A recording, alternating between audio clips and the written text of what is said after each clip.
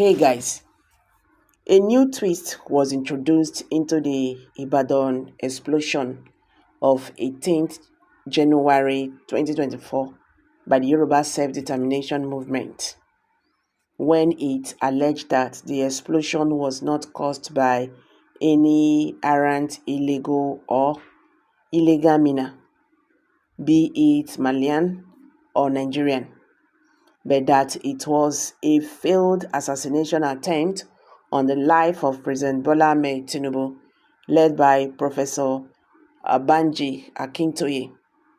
The YSDM is a pro-Yoruba or Duduwa Nation nationalist group.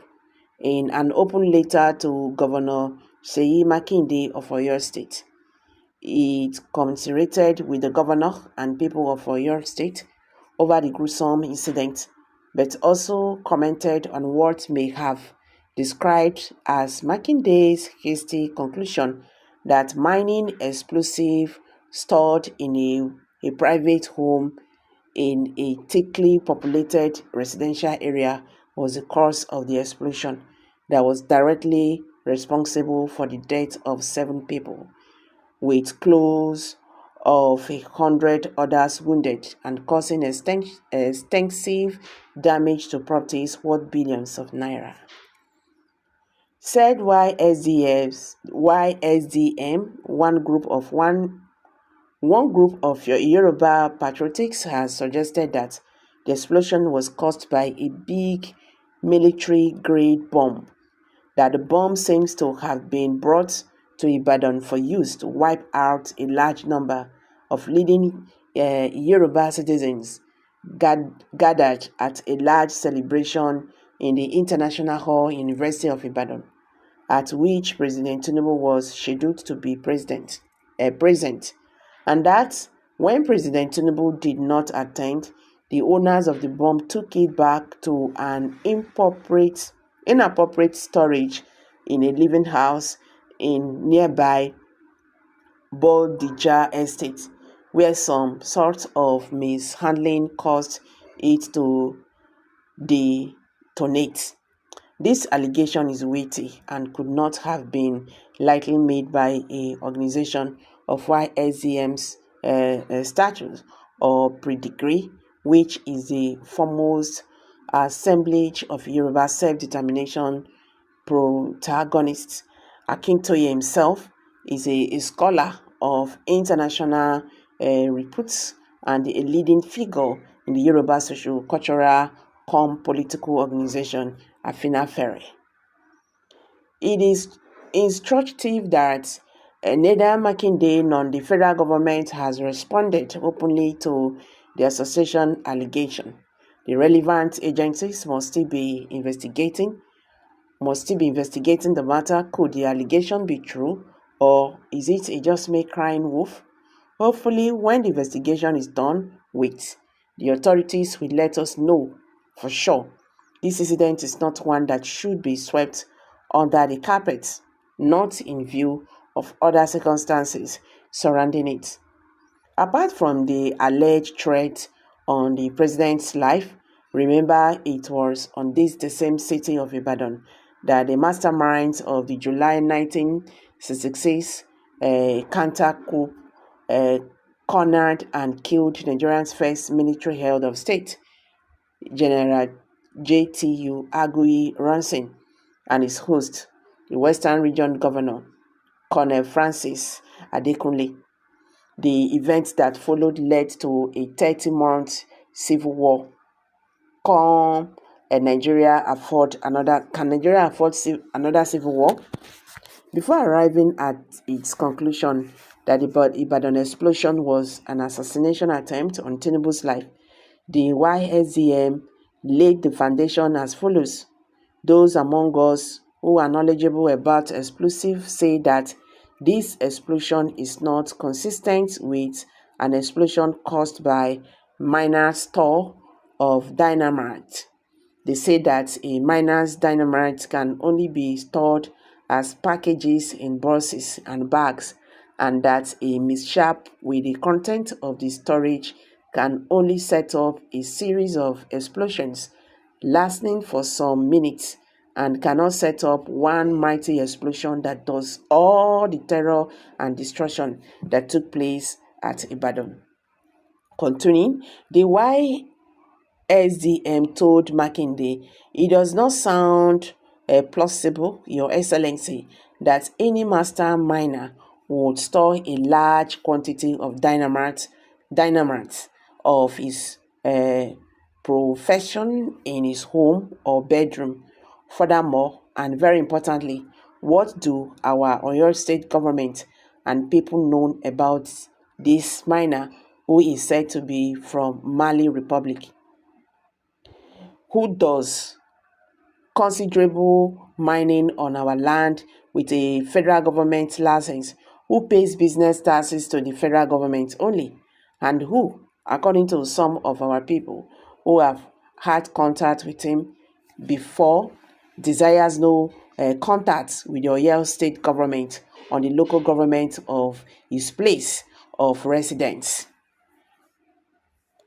Not only yet the YSDM urges and still further, Your Excellency, it is very well known that the Joe Oyelesi Street off Adeye Avenue, where the explosion happened, is one of the choicest parts of Bodija Estate, containing the homes of many prominent Yoruba persons, professors, retired and serving, high-placed professionals, retired governors, retired senior civil servants, etc., whose houses have not been destroyed.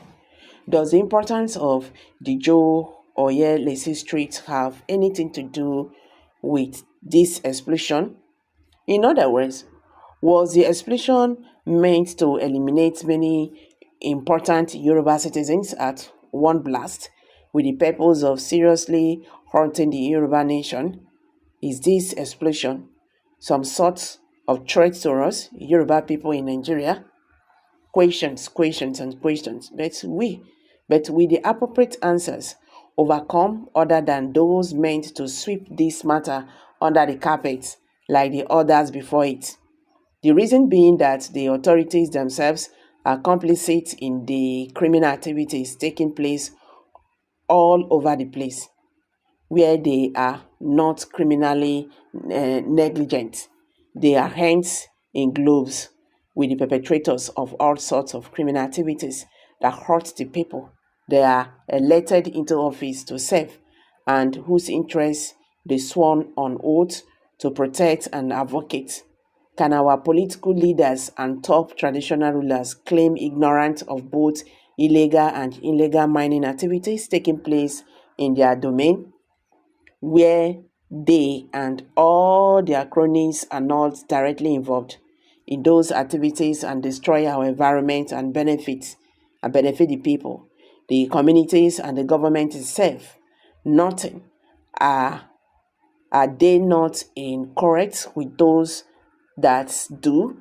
Why is it that our government cannot take those licensed and partner with professional miners openly and transparently to mine our God-endeavored mineral resources to our benefit?